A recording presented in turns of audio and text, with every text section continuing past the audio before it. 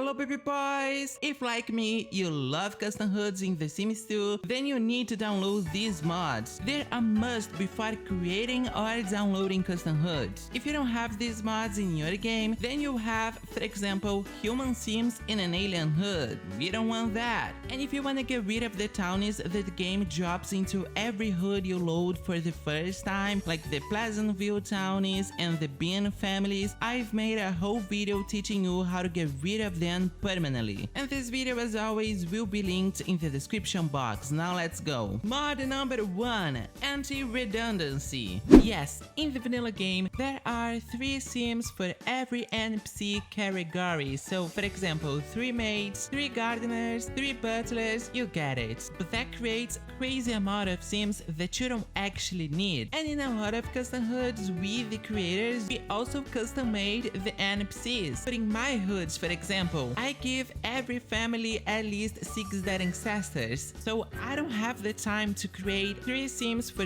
each NPC type. If you don't download this mod before creating or downloading a custom hood, the game will generate new NPCs. With this mod, the game will only generate a new NPC if the existing ones are unavailable. For example, if they die, reducing the number of sims big time, which is always cool. Mod number 2, no Townie Regen. With this mod, when a townie becomes, for example, a playable sim or dies, a new townie will not be generated by the game to replace the old one, meaning new townies will not be generated at all, which is perfect for alien hoods, cause the game would not generate an alien townie, do you know what I mean? So we would have human sims invading our alien hoods, and that's not cool. The existing townies will remain, meaning if you want to custom made the townies in your hoods, this mod will not remove them. Mod number 3, no Townie Neighbours. The Sims 2 apartment life introduced one of my favorite mechanics in The Sims 2, the apartments of course, but with them came the Townie Neighbours, and they sucked. With this one, if there is an empty apartment, it will stay like that until you move a playable family in it. Once more, the existing Townie Neighbours will not be affected. So for example, the townies I custom made for Perfect Wood will still be there, which is great because they're not like the original townies. They have so much depth, including memories, relationships, and family trees. Mod number 4, Townie no memory loss. Yes, some creators like me, we custom made our townies, and also we give them some memories. In the vanilla game, when a townie or NPC moves in with a playable family, they lost all of their memories. So for example, Kayla and Garak will have no memory of Daniel Pleasant or Don Lothario, and this never made any sense. This mod fixes that. Their memories will no longer be erased. Mod number 5, no strays respawn. With this mod, the game will stop generating dogs and cats as strays. This mod also has an impact in the adoption pool, so before generating any new pet to be adopted, the game will check for existing strays, making them available for adoption instead. I mean, so many pets on the streets were never needed and never made any sense for small towns like Pleasantville. Mod number 6, no NPC Revert. So what happens is, when we're making NPCs for a custom hood, we can give them any outfit we want, which is very cool, but then when you load the game, their outfit is back to normal. That is, their classic uniform, depending on what type of NPC we're talking about here. What this mod does is ensure their outfit will not go back to normal. This way, each NPC can have an unique uniform instead of the same one, and that can lead to awesome storylines and themes. Mods number 7 and 8, no hard humble and no greeting NPCs. Yes, when the game starts, it feels so overwhelming how that crazy amount of sims will casually drop by telling you a lot of crazy shit that you don't wanna know. The Gypsy, the Garden Club members, hot humble, and even your neighbors. Well, in this context, the neighbors are actually okay, but hot humble and the greeting NPCs gotta go. And that's basically what these mods have to offer. Mod number 9, Marriage Post-Mortem. Now, in the vanilla game, when a married sim dies, their significant other will be automatically single in their family tree. They will be no longer connected as before, but for some reason in the pre-made hoods, all of the couples are still connected, which looks better and also makes more sense for couples that, for example, died of old age. This mod keeps them connected in the family trees, and that's useful if, like me, you're doing a lot of ancestors and you want this connection to be preserved. Mod number 10, No Dormie Regen. Now, custom universities are a bit more rare, but they still exist, so if you don't want a bunch of townies invading your dorms, this mod's for you. But from my understanding, you still need to get rid of all existing townies before loading the university for the first time, the same way I did in my last video about how to get rid of townies. Mod number 11, No Secret Society Respawning. This works the same way, but for the secret society members. At the end of the day, they're all townies, they all have no background, they're not aliens if you're playing in an alien hood, so you want to get rid of those. This mod stops the game from generating new ones, but again, you need to get rid of all townies before actually loading the hood for the first time, so go check my last video on the topic. It's only 3 minutes long. Mod number 12, there can only be one professor. So originally in the vanilla game, there would be 3 professors for each major, which is like a lot.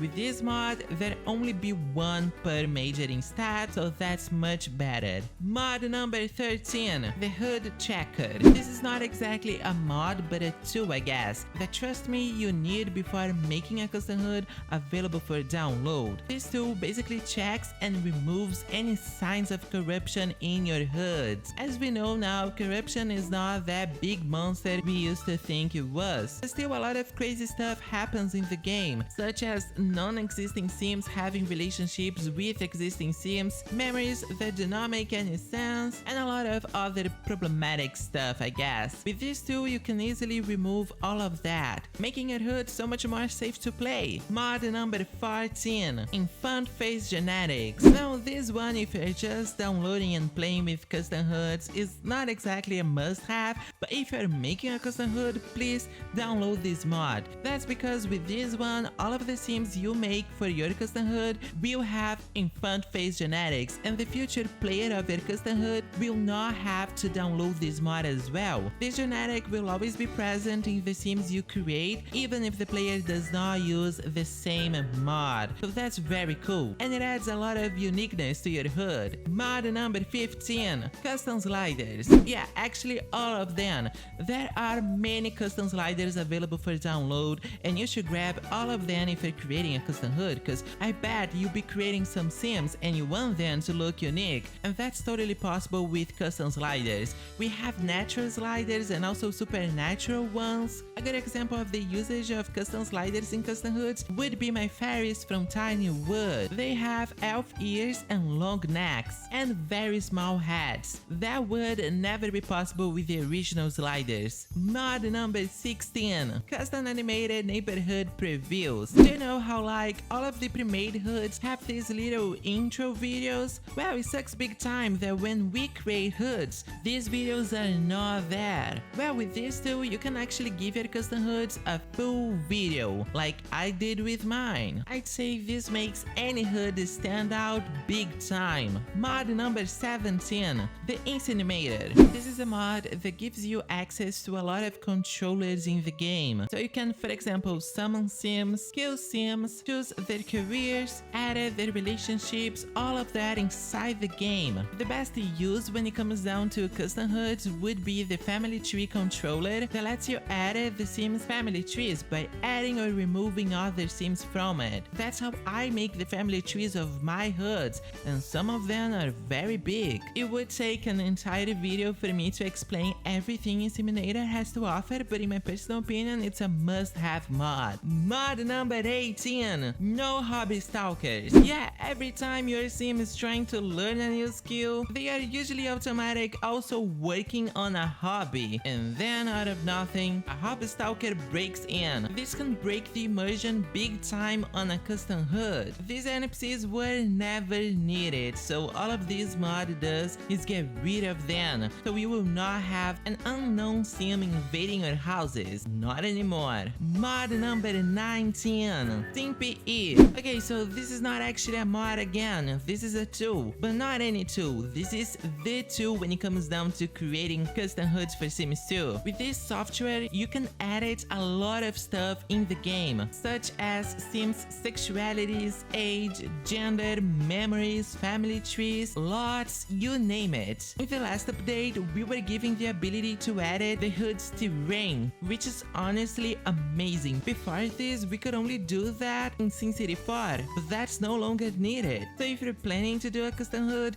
SimPE is a must. Finally, mod number 20, restore default names for Sims in Subneighbohoods. Now, this is also a tool, but to be honest, I didn't quite understand what it does. So I know for a fact that when you download a custom hood that was made in one language, but your game is in another language, the Sims in it will get randomized names instead of the original ones, which, as you can imagine, sucks big time. But this tool seems to be specific for Subneighbohoods, so I'm not sure if that would work for main hoods as well, or how to use it, but if you're facing this problem, this is an option. Yes, baby boys, custom hoods are so much fun, but they do require some management, I guess you can say. You don't actually need to download any of these mods, but if you do, the immersion will be improved big time. Anyway, that's it for today's video, baby boys. I do hope you enjoy it, and I'll see you in the next one.